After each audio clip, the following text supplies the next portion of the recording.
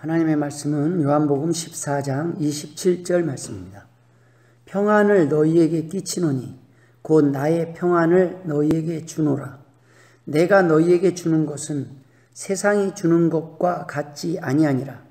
너희는 마음에 근심하지도 말고 두려워하지도 말라. 아멘. 할렐루야. 오늘 드린 찬송 182장의 고백처럼 오늘 또한 하나님께서 주신 말씀을 통해서 우리들의 삶에 있어서 저와 여러분에게 참된 기쁨, 평안이 흐르고 넘쳐서 우리를 힘들게 했던 거센 풍랑들도 잠잠하게 되시길 주님의 이름으로 축원합니다. 많은 사람들이 이 세상에 살면서 문화나 책이나 친구나 지인 등 다른 사람들이 살면서 깨닫게 된 충고와 조언들을 통해서 자신이 어떻게 살아가는 것이 행복할지 자신의 삶의 방향을 정하는 데 도움을 받습니다. 이러한 세상을 통해서 얻어진 지식이나 교훈 경험들은 때로 도움이 되기도 하지만 때로 우리를 잘못된 길로 인도하기도 합니다. 주님이 주시는 평안과 전혀 다른 삶, 잘못된 신념들 가지고 이 땅을 살아가도록 잘못된 길로 인도할 때가 있습니다. 주님께서 오늘 말씀을 통해 우리에게 주시는 교훈을 받아들이지 않고 무시하며 살아가는 사람들이 많이 있기 때문입니다. 하지만 오늘 본문의 주님께서는 참된 평안의 비밀은 주님께 있고 주님이 주신 말씀 속에 있다고 우리에게 알려주시고 계십니다. 저는 오늘 우리가 이 땅을 살아가면서 버려야 할 잘못된 생각들, 세상이 주는 잘못된 교훈들, 우리가 버려야 할 세 가지에 대해서 함께 나누고 주님이 주시는 평안의 비결은 무엇인지 함께 해답을 찾고자 합니다. 첫 번째 잘못된 생각은 나는 십자가는 싫어요 라는 생각입니다. 나는 행복해야 돼. 나는 불행하면 안 돼. 나는 힘들면 안 돼. 내 삶에 있어서 십자가는 감당할 수 없어 라는 생각을 가지고 사는 사람들이 많이 있습니다. 나는 힘들면 안 돼. 우리 집안에는 어려운 일이 닥쳐서는 안 돼. 나는 아니야. 다른 사람은 암에 걸려도 나는 암에 걸리면 안 되고 다른 집은 암에 걸려도 우리 가정에는 암에 걸리는 사람이 나와서는 안 돼. 병에 걸려서도 안 돼. 나는 그렇게 잘못 살진 않았어. 나에게는 힘든 일, 불행한 일이 생겨서는 안 돼. 항상 자신에게는 좋은 일만 있기를 바라는 마음. 자신은 큰 풍랑이나 어려움이 생기면 안 된다는 생각. 자신은 그렇게 큰 십자가를 질 만큼 큰 죄를 짓지 않았다는 생각을 가지고 사는 사람들이 있습니다. 이런 불행들은 나에게는 있을 수 없다는 생각입니다. 어떻게 이런 일이 나에게 일어날 수 있어? 나에게 이런 일은 절대로 일어나서는 안 되는 일이야. 내가 그동안 어떻게 살아왔는데, 얼마나 열심히 살아왔는데, 내가 얼마나 주님을 섬겼는데, 내가 얼마나 많은 헌금을 했는데, 내가 얼마나 많은 헌신과 봉사를 했는데, 내가 주님의 길을 가고 있는데 왜 이런 일이 나한테 닥쳐?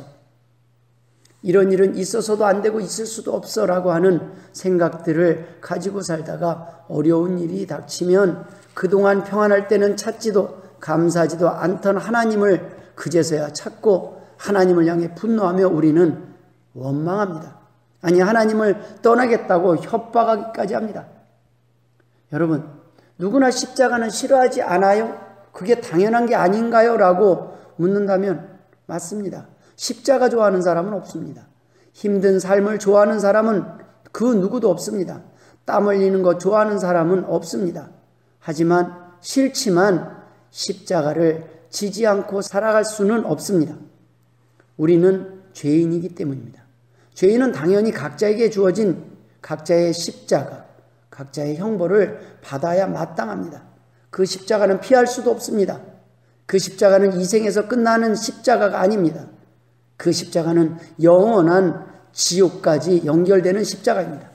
여러분, 십자가는 선택이 아닙니다. 누구나 각자가 져야 할 십자가뿐만 아니라 각자가 감당해야 할 죄짐이 있다는 말씀입니다. 십자가를 거부하는 것은 자신이 죄인임을 부정하는 것입니다. 죄인이 아닌 의인의식을 가지고 살아가는 사람입니다. 이만하면 나는 괜찮은 사람이야. 나는 그렇게 큰 죄인이 아니야. 내가 무슨 큰 죄를 그렇게 지었는데, 내가 뭐가 어때서 세상의 중심에 내가 있기를 바라는 사람들입니다. 자신이 누리는 평안은 그럴 만한 자격이 있다고 생각하는 사람들입니다. 나의 행복은, 나의 평안은 내가 했던 행동들의 결과라고 생각하는 사람들입니다. 내가 왕이 되고 싶은 사람들입니다. 자신이 왕의 자리에 앉아있는 사람입니다. 하나님은 나만 사랑하셔야 한다는 착각 속에, 하나님은 나를 위해서만 존재한다는 착각 속에, 나를 위한 하나님, 나를 위해 만드신 세상을 꿈꾸는 사람들이 갖는 생각들입니다. 이런 사람들은 하나님께서 누군가를 위해서가 아니라 모두를 위해, 모두의 행복을 위해 세상을 만드셨음을 망각하는 사람들입니다. 사실 그 누구에게도 당연한 불행은 없습니다. 그 말은 어떤 일이라 해도 있을 수 없는 일이란 없다는 말이기도 합니다. 누구에게든 일어날 수 있는 일입니다. 누구는 잘못을 해서 힘든 삶을 살고 누구는 자격이 있어서 편한 삶을 사는 것이 아닙니다. 나는 다른 사람들보다는 열심히 깨끗하게 살았다는 생각을 가지고 사는 사람들입니다. 의인의식을 가지고 사는 사람들입니다. 나에게는 십자가가 불행이 어울리지 않는 사람이라고 생각하는 삶입니다. 하지만 누군가 십자가를 지지 않으면, 누군가 더러운 것을 치우지 않으면 우리는 깨끗한 환경에서 살 수 없음도 기억해야 합니다. 누군가 힘든 일을 감당하지 않으면 내가 편안하게 밥을 먹을 수 없다는 것입니다. 누군가 희생이 있기에 누군가 행복할 수 있다는 말씀입니다. 누군가 십자가를 지지 않으면 누군가 행복할 수 없습니다. 병든 부모를 부양하는 자식들이 부모님의 은혜는 잊어버리고 자신이 남들은 감당하지 않는 특별한 십자가를 감당하며 살게 됐다고 하나님께 불평할 수도 있습니다. 다른 사람들은 불행해도 나는 행복해야 돼 라는 생각은 누군가를 힘들게 하지만 나도 행복할 수 있다는 생각은 모두를 행복할 수 있는 길을 찾게 합니다. 내가 누군가를 위해 희생하는 삶을 통해 모두가 행복해질 수 있는 길이 열리기 때문입니다. 이 세상에 살면서 십자가 없는 행복은 없습니다. 주님이 원하는 삶은 십자가를 피하는 삶이 아니라 주님이 주시는 십자가를 감당하는 삶입니다. 같은 십자가 같지만 똑같은 십자가가 아닙니다. 내가 지는 십자가는 죄인의 십자가이기에 무겁고 힘들지만 주님을 위해 지는 십자가는 사명의 십자가, 영광의 십자가이기에 가볍고 행복합니다. 주님은 십자가를 피하는 삶이 아니라 주님이 원하는 십자가를 감사함으로 살라고 말씀하고 계십니다. 마태복음 11장에 수고하고 무거운 짐진 자들아 다 내게로 오라. 내가 너희를 쉬게 하리라. 나는 마음이 온유하고 겸손하니 나의 멍에를 메고 내게 배우라. 그리하면 너희 마음이 쉼을 얻으리니 이는 내 멍에는 쉽고 내 짐은 가벼움이라 하시니라. 주님은 우리가 져야 할 무거운 십자가는 대신 지셨습니다. 그리고 대신 주님을 위해서 주님의 사명의 십자가를 지라고 우리에게 말씀하고 계십니다. 그 사명의 십자가는 쉽고 가벼울 수밖에 없습니다. 왜냐하면 그 십자가는 내가 자원해서 지는 십자가요, 내가 기쁨으로 지는 십자가이기 때문입니다. 내가 감사함으로 지는 십자가이기 때문입니다. 두 번째 우리가 버려야 될 생각은 절대로 용서할 수 없어요. 절대로 참을 수 없어요. 절대로 이것만은 견딜 수 없어요 라는 생각됩니다. 많은 사람들이 인터넷에 누군가의 잘못에 대한 기사가 뜨면 비난하는 댓글들이 함께 올라옵니다. 그 내용들과 상관없이 그 댓글을 보면 모두 죽여야 하고 모두 사형감입니다. 조그만 죄뿐만 아니라 어떤 죄를 져도 다 그런 사람들은 격리되어야 되고 그런 사람들은 용서받지 못해야 되고 그런 사람들은 사회가 용납해서는 안 되고 라는 댓글들로 가득 찰 때가 있습니다. 그 이면에는 어떻게 사람이 그럴 수가 있어요 라는 생각 속에 의분으로 댓글들이 포장되어 있지만 정작 자신은 그런 죄인이 아니라는 교만이, 자신은 결코 그러한 실수는 하지 않고 그러한 범죄에 넘어지지 않을 것이라는 교만이 함께하고 있는 것입니다. 자신은 그러한 죄를 심판할 자격이 있는 사람이라고 자신을 심판자로 착각하고 사는 사람들입니다. 하나님 앞에서는 그 누구도 심판할 자격이 있는 사람은 없습니다. 요한복음 8장 7절에 그들이 묻기를 마지 아니하는지라 이에 일어나 이르시되 너희 중에 죄 없는 자가 먼저 돌로 치라 하시고, 죄 없는 자가 돌로 치라는 주님의 말씀 앞에 돌을 들 수 있는 사람은 한 사람도 없습니다.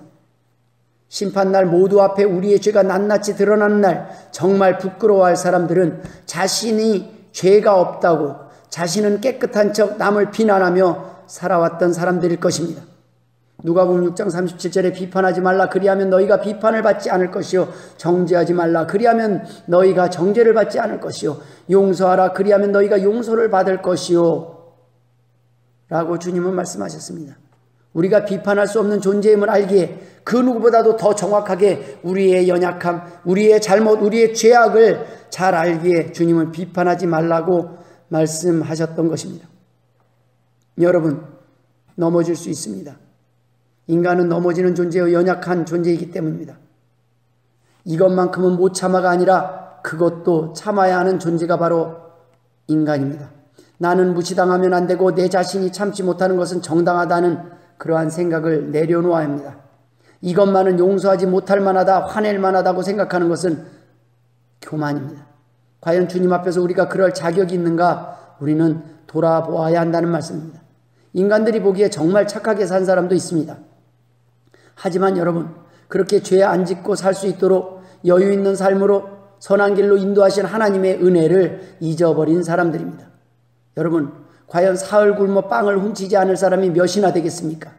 남의 잘못을 용서하고 덮지 못하는 사람들은 자신이 누군가를 정죄하고 화를 내고 심판할 만한 자격이 있다고 생각하기에 더 억울해하고 더 분노합니다. 더 견디지 못합니다. 더 큰 배신감에, 더 큰 절망에 빠질 수도 있습니다. 도저히 견딜 수 없다고 생각하고 한순간에 무너질 수 있습니다. 도리어 피해자가 그 억울함을 견디지 못해서 자살하는 경우가 있습니다. 이 또한 죄입니다. 여러분, 우리는 억울한 일을 겪을 수 있습니다. 그러나 우리가 그 억울함을 겪지 않아야 될 만큼 선한 사람도 아님을 우리는 인정해야 한다는 것입니다. 우리는 그만큼 깨끗한 사람들이 아닙니다. 우리는 그만큼 다른 사람에게 선한 사람이 아니었습니다. 우리는 누군가를 힘들게 했던 사람입니다.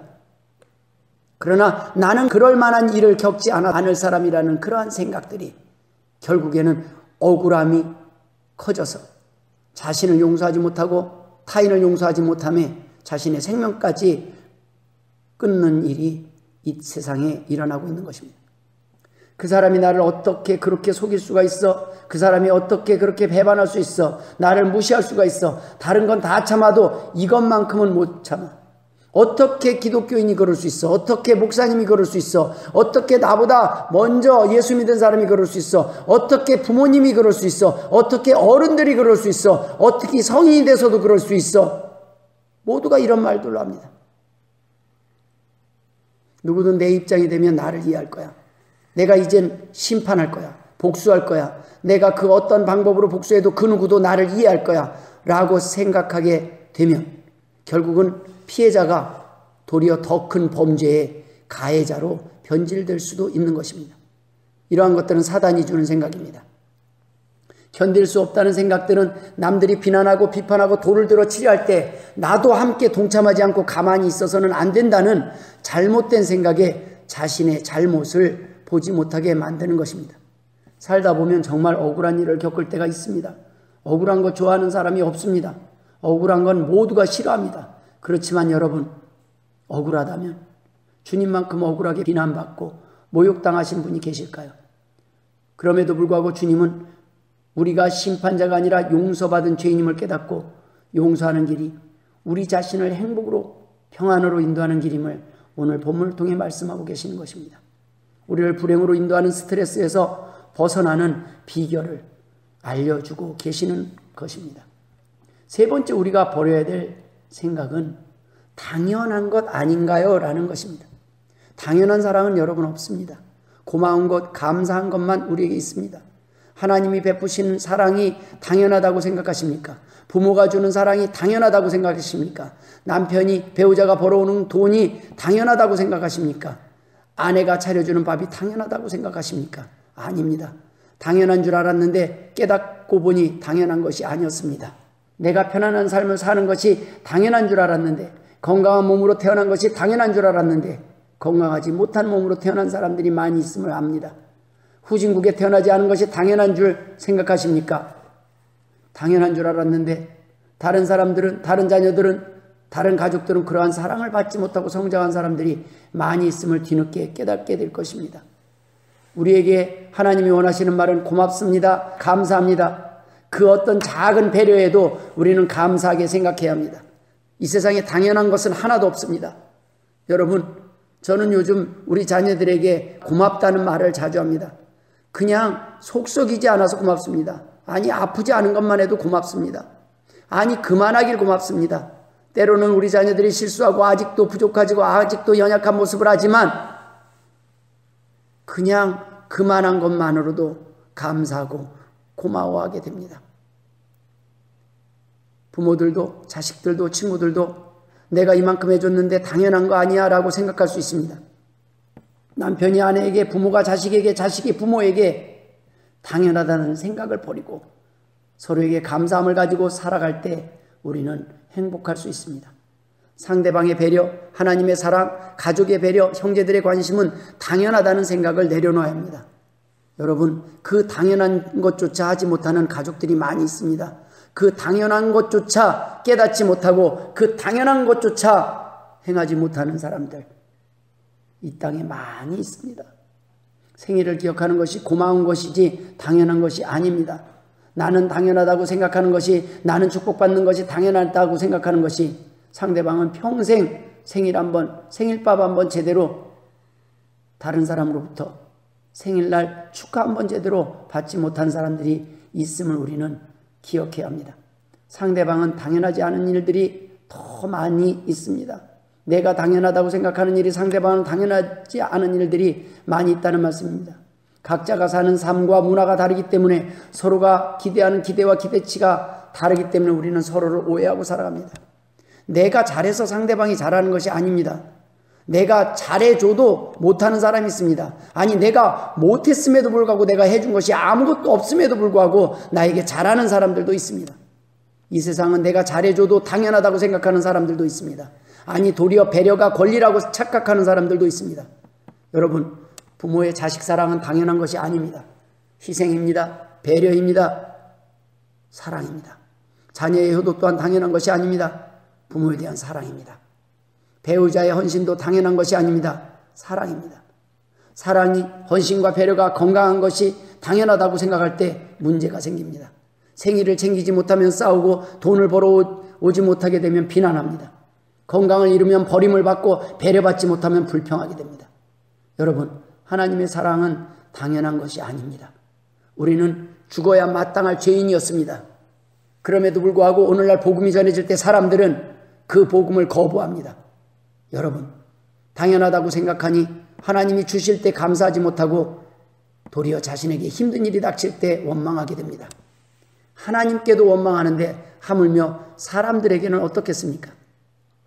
데살로니가후서 1장 3절에 형제들아, 우리가 너희를 위하여 항상 하나님께 감사할지니 이것이 당연함은 너희의 믿음이 더욱 자라고 너희가 다 각기 서로 사랑함이 풍성함이니 라고 말씀하고 있습니다. 여러분, 하나님만이 당연하십니다. 하나님만이 온전하십니다. 그러나 이 세상의 모든 사람들은 그럴 만한 자격이 있어서 사랑받는 것이 아닙니다. 성경은 서로 사랑함이 풍성하길 원하십니다. 서로 감사하길 원하십니다. 아니, 나에게 아무것도 베풀지 못했어도 주의 이름으로 사랑하길 원하시는 것입니다. 말씀을 마무리 짓도록 하겠습니다. 이러한 모든 잘못된 생각들이 내가 중심인 세상, 내가 왕인 세상에서, 내가 주인이 되고 싶은 세상에서 나오는 인간의 타락한 죄의 본성에서 나온 것들입니다. 이러한 것들을 내려놓아야 합니다. 피조물이 조물주를 배제하고 왕이 되고자 하는 마음. 이 세상은 여러분, 우리에게 높아지는 것이 행복의 비결이라고 말하지만 주님이 주시는 참된 평안의 비결은 다르다고 오늘 본문에서 말씀하고 계십니다. 주님은 도리어 죽어라, 낮아지라고 말씀하고 계셨습니다. 요한복음 12장에서 내가 진실로 너희에게 이르노니 한 알의 밀이 땅에 떨어져 죽지 아니하면 한 알 그대로 있고 죽으면 많은 열매를 맺느니라. 누가복음 14장 11절에 무릇 자기를 높이는 자는 낮아지고 자기를 낮추는 자는 높아지리라 라고 말씀하고 계십니다. 죽지 아니하면, 썩지 아니하면, 희생하지 아니하면, 배려하지 아니하면, 감사하지 아니하면 평안과 점점 멀어질 뿐입니다. 기쁨과 건강과 점점 멀어질 수 있다고 주님은 경고하고 계시는 것입니다. 성경이 주는 교훈을 멀리하고 세상이 주는 교훈을 따라 사는 것이 불행의 원인이요 문제의 원인이라고 말씀하고 계신 것입니다. 오늘 본문에서 평안의 비밀을 무엇이라고 말씀하고 계십니까? 하나님이 원하지 않는 잘못된 생각들, 소망들을 내려놓으라는 것입니다. 세상이 주는 생각들, 교훈들, 세상이 주는 모든 권면들은 하나님이 주는 것과 다를 때가 있다는 말씀입니다. 영혼을 죽이는 생각들이 있다는 말씀입니다. 그러한 것들을 내려놓고 버리라는 것입니다. 세상은 내가 성공하길 원해야 되고 내가 행복하길 원합니다. 그러나 하나님은 내가 이 땅에서 다른 사람을 위해서 살아가는 것이 행복이라고 말씀하고 계십니다. 주님이 주시는 평안의 비결은 다르다고 말씀하고 계십니다. 오늘 본문 말씀은 평안을 너희에게 끼치노니 곧 나의 평안을 너희에게 주노라. 내가 너희에게 주는 것은 세상이 주는 것과 같지 아니하니라. 너희는 마음에 근심하지도 말고 두려워하지도 말라 라고 말씀하고 계신 것입니다. 여러분, 세상이 주는 것과 다른 평안이 있습니다. 세상이 줄 수 없는 평안이 있습니다. 주님이 주시는 그 평안을 소유할 때 우리의 마음의 근심도 두려움도 사라짐을 믿으시고 영육 간의 강건함을 회복하시길 주님의 이름으로 축원드립니다. 기도하겠습니다. 하나님 아버지 은혜를 감사드립니다. 세상이 권하는 헛된 평안들을 쫓았습니다. 세상이 주는 권면들을 의지했습니다. 지식들을 의지했습니다. 하나님 아버지, 이제 하나님께 의지하길 원합니다. 하나님이 주시는 그 평안을 소유하길 원합니다. 하나님 아버지, 눈을 들어 하나님을 바라보게 하시고 하늘로부터 오는 평안, 지혜를 구하게 하여 주옵소서. 하나님께 모든 것을 맡깁니다. 하나님께 모든 것을 의뢰합니다. 의탁합니다. 하나님 받아주옵소서. 해결하여 주옵소서. 이제는 우리 구주 예수 그리스도의 은혜와 아버지 하나님의 극진하신 사랑하심과 성령님의 감화감동 역사 충만하심이 오늘도 하나님이 주신 평안을 통해 우리의 인생을, 우리의 남은 삶을 살아가길 원하는 주의 백성들과 자녀들 머리머리 위에 이제로부터 영원토록 함께 있을지어다. 아멘.